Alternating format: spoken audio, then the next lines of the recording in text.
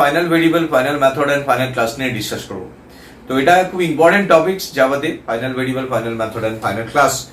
তো এটা নিয়ে স্টেপ বাই স্টেপ আমি আলোচনা করছি।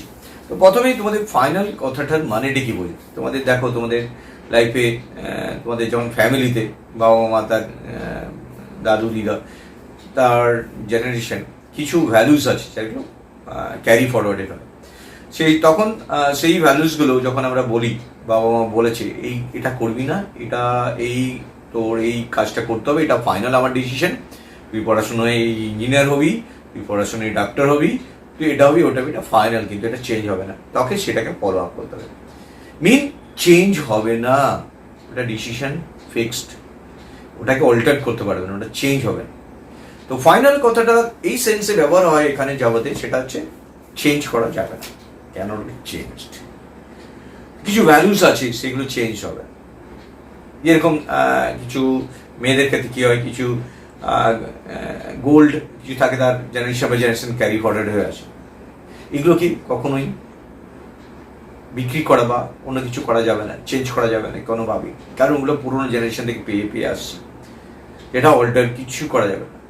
তো কিছু জিনিস আছে, কিছু ভ্যালুস আছে যেগুলো মনে হয় থাক, কিছু চেঞ্জ করার প্রয়োজন নেই, আমি নেক্সট জেনারেশন কাছে যখন যাবো বা নেক্সট তার জেনারেশন কাছে যাবে, সেগুলোই থাক না, ভালো আছে।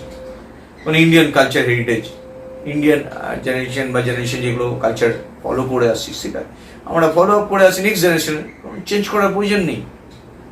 That is final. তো ধরো আমরা একটা ক্লাস তৈরি করলাম, তার আগে ফাইনাল দিয়ে দিলাম, তাতে কি হবে? ক্লাসটা আগে ফাইনাল দিলাম, তো ক্লাসটাকে যখন আমি ইনহেরিট করতে চাইবো, ইনহেরিট করতে দেবে না। কেন দেবে না? বলবে যে এই ক্লাসটা ফাইনাল, এই ক্লাসটার ইনহেরিটেড হয় না, এই ক্লাসটা এমন তৈরি হয়ে আছে যে ক্লাসটা সবাই ইউজ করতে পারে, বাট এটাকে ইনহেরিট করতে পারে না। হ্যাঁ, ইউজ করা মানে অবজেক্ট ক্রিয়েট করো, কল করো, বাট তুমি ইনহেরিট করো না ওটাকে। Just one time class create করা উচিত, যার কখনোই সাব ক্লাস হবে না। এবার তুমি যদি ভাবো যে না, আমি একটা ক্লাসের মধ্যে একটা মেথডকে আমি ফাইনাল দিয়ে দেবো, তখন কি হবে? তাহলে সেটাকে ইনহেরিটেড হবে? হ্যাঁ, ডেফিনেটলি ইনহেরিটেড হবে। ক্লাসটা তুমি তো ফাইনাল করোনি, মেথডটা ইনহেরিট তো হবেই। তাহলে কি সুবিধা আছে? হ্যাঁ, আমি যদি সাব ক্লাসে গিয়ে ওই নামটা দিয়ে ফেলি, ওই নামটা দিয়ে ফেললে তখন তো আর ওভার রিডিং করতে দেবে না। কারণ আমার মনে হতে পারে আমি একটা মেথডকে একটা ক্লাসে একটা ক্লাসে ট্রান্সফার করছি, কিন্তু অন্য ক্লাসে যদি কেউ ওই নামটা দিয়ে ফেলে, তাহলে কি হবে? ওই নামটা দিতেই দেবে না। That is final method. মানে কোনো মেথডকে ফাইনাল লিখে দিলে ওই মেথডটা তুমি ইনহেরিটেড ক্লাসে যাবে, বাট তুমি ওই নামটা দিতে পারবে না, মানে ওভার রাইড হবে না। মানে তুমি ভাবছো যে ওই জিনিসটাকে আমি আবার নতুন জিনিসে কনভার্ট করে দেবো, ওটা পারবে না, তো ওভার রিডেন হবে না, সেম নাম আর দিতে পারবে না। ওই নামটা ক্যারি ফরওয়ার্ডেড হবে, বাট কখনোই সেম নাম দিয়ে আরেকটা ডেফিনিশন স্ট্রাকচার তৈরি করতে পারবে না। ফাইনাল ভেরিয়েবল কি হবে? ফাইনাল যদি কোনো একটা ভেরিয়েবল আমি বলে দিই এক্স ইকুয়াল 10, যেমন পরীক্ষায় মার্কস বললাম 100 মার্কসের পরীক্ষা হচ্ছে, তার মানে 100 মার্কসই হয়ে আসবে, পরের জেনারেশনগুলোতে 100 মার্কসই চলবে। তুমি কখনোই ভাবতে পারো 150 মার্কসের পরীক্ষা হবে না, স্যার 150 কেন? 100 হচ্ছে, 150 হতেই পারে না, কেন পারে না? না, হবে না, কারণ তুমি বলে দিচ্ছ ওই ভ্যালুটা 100। যদি কোনো একটা ভেরিয়েবলকে এক্স ইকুয়াল টু 100 অ্যাসাইন করি, তার আগে ফাইনাল দিয়ে দিই, তুমি অন্য নেক্সট ক্লাসে সেটাকে ইনহেরিট করতেই পারো, কিন্তু এক্স এর মান চেঞ্জ করতে পারবে না। তুই যারা 150 করে দেবে, ওটা চেঞ্জ করতে পারবে না, ওটা 100ই থেকে যাবে বরাবরই। তো ওটা ফাইনাল। তো final mean you can't change, এটা ফিক্সড। এটা সুবিধা কি? আমি আমার নিজের সুবিধার জন্য কোনো কিছু ডেটা রেখেছি, সেই ডেটাটা যাতে পরে ক্লাসগুলোতে চেঞ্জেস না হয়, সেই জন্য ফাইনাল কনসেপ্টটা জাভাতে বানানো হয়েছে। তো স্টেপ বাই স্টেপ এক্সাম্পল দিতে বোঝাই তোমাদের কিভাবে কাজ করে। প্রথমেই আসছে আমি ফাইনাল ক্লাসের এক্সাম্পল নিই। সাপোজ একটা ক্লাস আমি ক্রিয়েট করেছি, তো ইম্পোর্ট করছি example of final class java.io.start। তো ফার্স্টে আমি একটা ক্লাস নিলাম, সাপোজ ক্লাসটার নাম দিলাম এ। তো এখানে একটা মেথড নিলাম, সাপোজ void display। এই মেথডটার মধ্যে আমি লিখলাম system.out.println হ্যালো।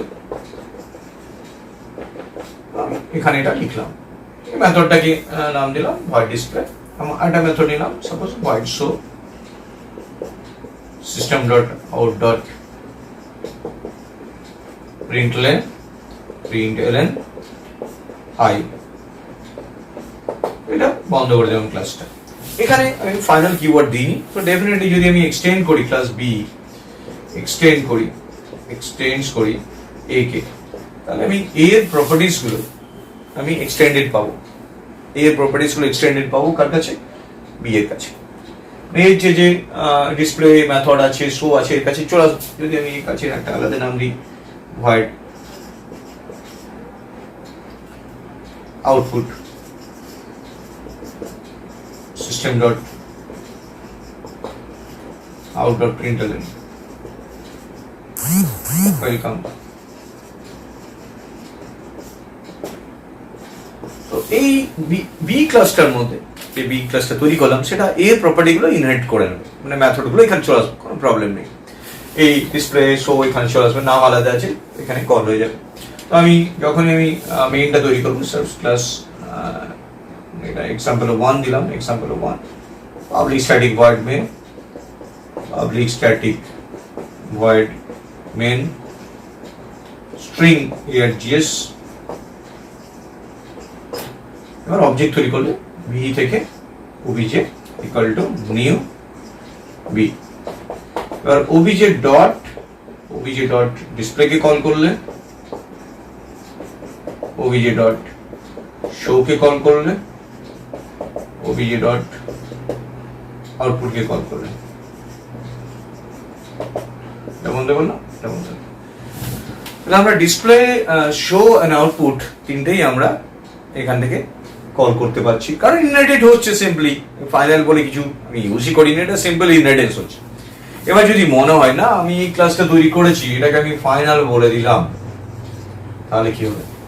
তুমি যখন ফাইনাল বলে দিয়েছো, তারপর যখন এক্সটেন্ড কিওয়ার্ড ইউজ করছো, তখন তোমার এরর দেবে। কম্পাইল, যখনই কম্পাইল করতে যাবে এখানে এরর দিয়ে দেবে, কারণ জাভা জেনে গেছে ওই ক্লাসটা ফাইনাল, এই ক্লাসটা ফাইনাল, এই ক্লাসটাকে কেউ কখনোই জেনারেট করতে পারবে। এর ভিতর যা যা মেথড থাকবে, যা যা কিছু থাকবে, তুমি সিঙ্গেল ইউজ করতে পারবে, ডেফিনেটলি তুমি ইউজ করতে পারো, বাট কোনো ইনহেরিটেড হবে না। মানে তুই যখনই অবজেক্ট তৈরি করে বি থেকে কল করে তো প্রশ্নই নেই, আগে তো অবজেক্ট তৈরি হবেই না, কেন কি ওটা ইনহেরিটেডই হবে না, তো এক্সটেন্ডই হবে না। তো এখানে এরর দেবে, তাহলে এটাকে সলভ করুন কি করে? ধরো এই ক্লাসটাকে ফাইনাল লিখে দিচ্ছি, তো আমি কোনোভাবেই এই ক্লাসটাকে ইনহেরিট করতে দেবো না, তারপরে ইনহেরিটেড পসিবল হবে না, আলাদাই ক্লাস থাকবে ইন্ডিভিজুয়াল। তখন এই এক্সটেন্ডটাকে আমাকে এখানে মুছে দিতে হবে। যদি মুছে দিই তাহলে কাজ করে যাবে, কারণ ইনহেরিটেড হচ্ছে না, এরর দেবে না। তো এরর দেবে না, তো আমি ইজিলি কল করতে পারবো। এবার আমি অবজেক্ট তৈরি করতে পারবো, এ থেকে অবজেক্ট, সাপোজ অবজেক্ট 1 তৈরি করলাম, নিউ এ। তো অবজেক্ট 1 এর ভেতর যারা যারা আছে আমি তাদেরকে কল করতে পারবো, কিন্তু আমি ফাইনাল বলেছি বলে ইনহেরিটেড করতে দেবে না। তো obj1 ডট শো, তো এরা অ্যাক্টিভেটেড হলো।